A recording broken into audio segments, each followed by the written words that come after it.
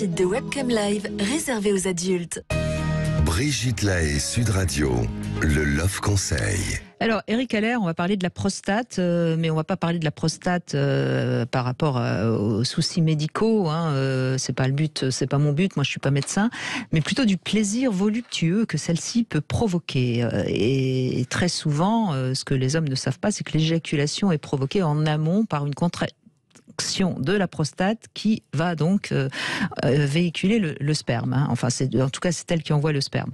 Et ces contractions, eh bien, elles peuvent être commandées afin de permettre à l'homme d'avoir plusieurs orgasmes sans éjaculation. Voilà le propos de mon Love Conseil. Alors, franchement, c'est une technique qui est apprise dans le tantra, mais c'est pas aussi simple qu'il n'y paraît. C'est même assez complexe. Mais en tout cas, ça peut permettre aux hommes de se retenir un peu plus en cas d'éjaculation rapide.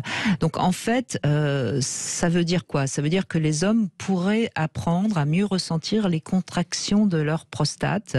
Et là, comment faire? C'est surtout en s'aidant d'une respiration plus lente, plus profonde. Et de cette manière-là, on peut déjà commencer à mieux ressentir ce qui se passe. Et puis ensuite, c'est en travaillant les muscles pubcoccygiens, donc les muscles du périnée, en quelque sorte.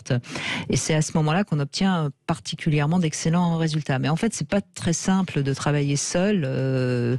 Et la bonne musculature du périnée, c'est quand même pas quelque chose de si facile quand on n'a pas commencé à essayer de comprendre comment ça fonctionne. Alors on peut évidemment avec un kiné, mais c'est vraiment, c'est vraiment quelque chose qui s'apprend notamment dans les cours où on fait du tantra.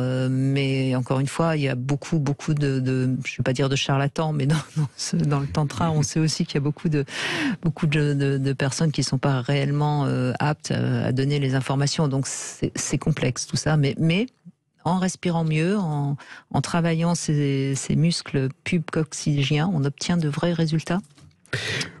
Oui, sans doute. Alors, je connais bien ça du côté médical, avec ce vrai problème qui est l'éjaculation précoce. Dans sa définition, c'est inférieur à 1 minute après la pénétration, mais parfois c'est antéportès, c'est-à-dire avant même toute pénétration. Donc c'est des situations vraiment dramatiques pour lesquelles il existe des médicaments qui ont une certaine efficacité d'ailleurs, il ne faut absolument pas les renier, mais il est clair que cette rééducation dont vous parlez, en tout cas les principes que vous avez évoqués sont très très utiles pour la rééducation. Alors nous le faisons au CETI avec Ronald Virag, avec une échographie Doppler, une échographie qui permet de montrer en fait quels muscles se contractent quand on prend telle ou telle décision avec le cerveau, si je puis dire.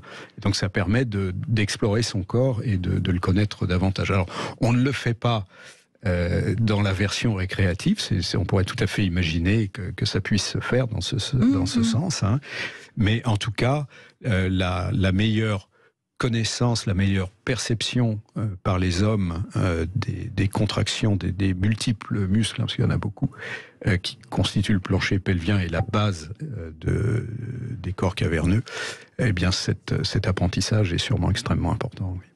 Voilà, on devrait donner des cours, mais bon, ça serait pas très simple, mais je suis sûre qu'il y aurait beaucoup de volontaires.